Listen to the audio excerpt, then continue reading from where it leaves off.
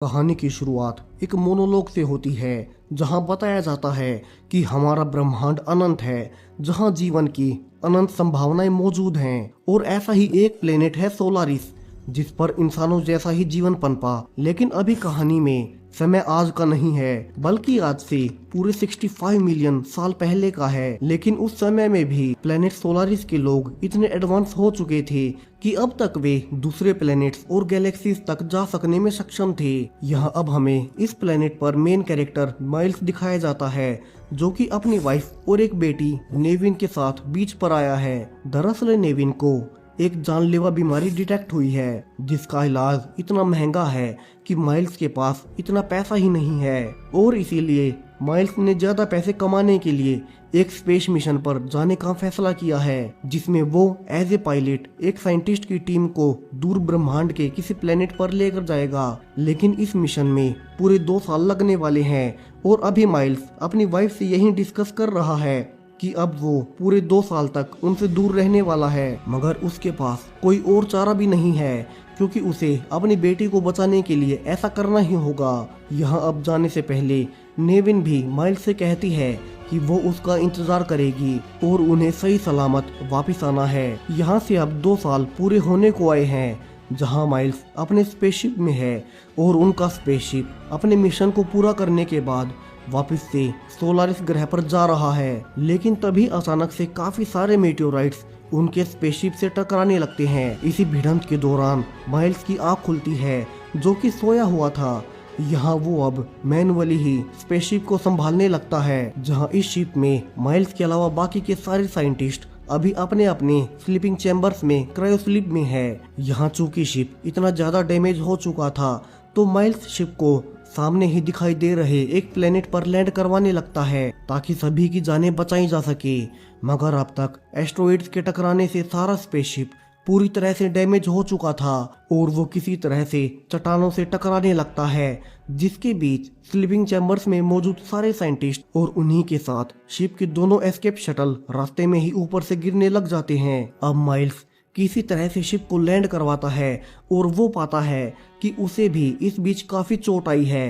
अब खुद को थोड़ा संभालने के बाद माइल्स बाहर देखने जाता है कि उनका शिप किस तरह के प्लेनेट पर लैंड हुआ है। यहाँ वो पाता है कि ये प्लेनेट हर प्रकार से जीवन के माकूल है, जहाँ पानी, ऑक्सीजन और खाना सब कुछ भरपूर मात्रा में मौजूद है। यहाँ माइल्स का ये शिप पृथ्वी पर क्रैश हुआ था, मगर ये पृथ्वी आज से पूरे 65 मिलियन ईयर्स पहले की पृथ्वी है, जहां अभी तक इंसानी प्रजाति पैदा ही नहीं हुई है और यहां अभी डायनासोर्स का युग चल रहा है। यहाँ माइल्स पाता है कि स्लीपिंग चैम्बर्स में जितने भी बाकी साइंटिस्ट थे, वे सब के सब मारे जा चुके हैं। यानी कि अब सिर्फ माइल्स ही यहाँ जिंदा बचा है। यहाँ से माइल्स अपनी सारी सिचुएशन की जानकारी रिकॉर्ड करके अपनी बेस एजेंसी को भेजता है, जहां अब इस शिप में जो 2 एस्केप शटल भी थे, वे भी यहाँ से काफी ज्यादा दूर गिर चुके थे और उनके बिना माइल्स यहाँ से नहीं निकल सकता। यहाँ माइल्स हार मान चुका था और यहाँ वो खुद को मारने की भी सोचता है।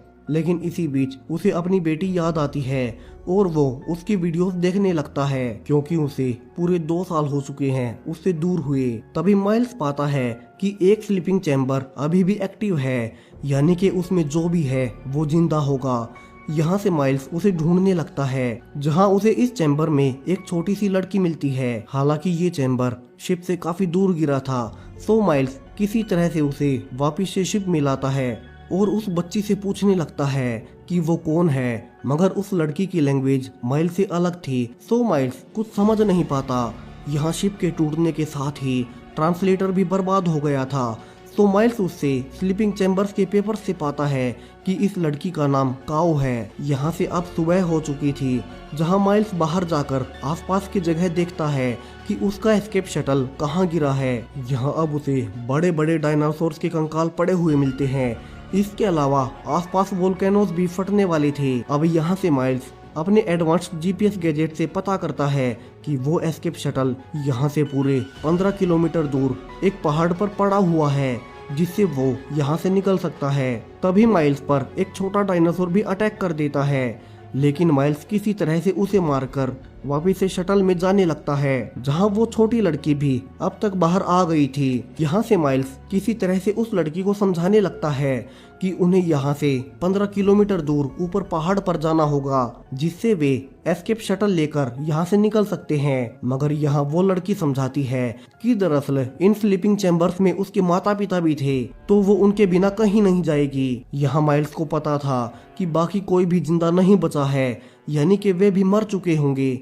मगर वो झूठ बोलता है कि वे दोनों भी ऊपर पहाड़ पर हैं, जिसके बाद कुआ उसके साथ चलने के लिए मान जाती है और माइल्स यहाँ से अपनी एडवांस्ड गन और कुछ बॉम्ब्स लेकर ऊपर पहाड़ पर चढ़ने के लिए पैदल ही निकल पड़ता है। अब ये 15 किलोमीटर का रास्ता आसान नहीं था, क्योंकि 65 मिलियन साल पहले पृथ्वी पर डायनासोर से लेकर विभिन्न प्रकार के खतरनाक जीव होते थे, जो कि अब माइल्स के लिए एलियंस हैं। यहाँ से माइल्स काओ को लेकर रास्ते में अपने डिवाइस से समझाने लगता है कि क्या क्या चीजें वो खा सकते हैं और क्या नहीं। यहाँ से थोड़े ही आगे जाने पर दोनों को कई छोटे छोटे क्रीचर्स मिलते हैं, जो कि इन पर अटैक भी कर देते हैं। मगर चूंकि माइल्स के पास उसकी फ्यूचरिस्टिक वेपन थे, तो वो किसी तरह से खुद को और काओ को बचा लेता है। यहाँ अब दोनों काफी दूर आ गए थे, जहाँ रास्ते में दोनों पानी भी पीते हैं। उसके बाद माइल्स अब एक पेड़ के ऊपर चढ़कर अपने जीपीएस गैजेट से अपने और एस्केप शटल के बीच बची हुई दूरी मापने लगता है।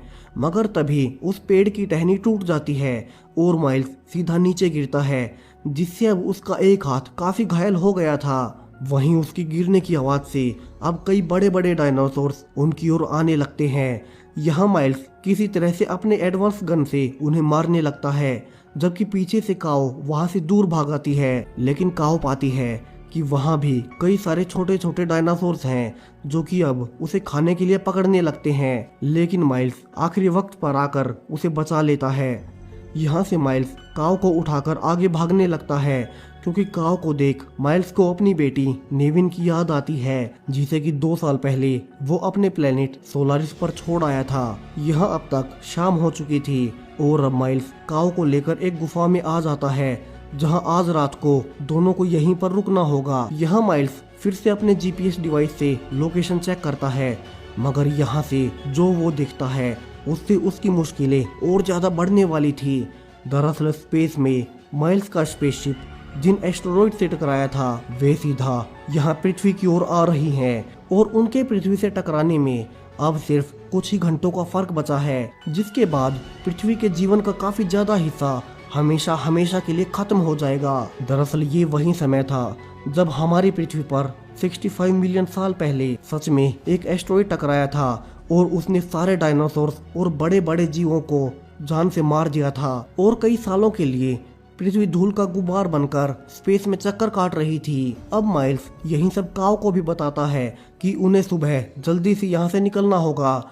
लेकिन तभी वहाँ भी उन्हें एक बहुत बड़ा डायनासोर दिखाई देता है, जिससे बचने के लिए दोनों गुफा की ओर ज्यादा अंदर जाने लगते हैं। लेकिन आगे रास्ता काफी ज्यादा संकरा था, सो माइल्स एक बम से उसे उड़ा देता है, जिससे पहले काओ उसके अंदर से जाते हुए गुफा से बाहर निकल जाती है। मगर माइल्स वहां से बाहर निकल पाता उसके पहले ही एक डायनासोर उस पर अटैक कर देता है और माइल्स किसी तरह से उसे मार देता है और फाइनली वो भी गुफा से बाहर निकल गया था। मगर अब यहाँ उसे काओ कहीं भी नजर नहीं आती। यहाँ से वो आगे जाकर उसे ढूंढने लगता है, जहाँ वो पाता है कि अब एस्टेरॉइड्स और तेजी से पृथ्वी की ओर आ रहे हैं, तो उन्हें जल्दी से यहाँ से निकलना होगा और माइल्स और तेजी से आगे भागने लगता है। मगर इसी बीच माइल्स गलती से एक दलदल में गिर जाता है और धीरे धीरे उसके अंदर जाने लगता है। यहाँ से वो काओ को भी आवाज देता है, जिससे काओ आखिरी वक्त पर आकर माइल्स को अंदर से निकाल लेती है। यहाँ से बाहर निकलने पर माइल्स काओ को समझाता है कि उनके पास ज्यादा वक्त नहीं है, सो दोनों जल्दी से यहाँ से निकलने लगते हैं और शाम होते होते दोनों फाइनली किसी तरह से अब एस्केप शटल तक पहुंच जाते हैं। यहाँ माइल्स फाइनली ये जानकर खुश होता है कि ये शटल बिल्कुल ठीक है और ज्यादा डैमेज नहीं, एस्टेरॉइड से बचते हुए किसी तरह से पृथ्वी के एटमॉस्फेयर से बाहर ले आता है, जहां उन्हीं के पीछे पीछे अब कई बड़े बड़े एस्टेरॉइड पृथ्वी से टकरा चुके थे और पृथ्वी पूरी तरह से तबाह होने लगती है। यहाँ से फाइनली दोनों अब सेफ थे और माइल्स अपने होम प्लेनेट सोलारिस की लोकेशन डालता है और दोनों वहां जाने के लिए निकल पड़ते हैं। और इसी हैप्पी एंडिंग के साथ ये कहानी यहीं खत्म हो जाती है।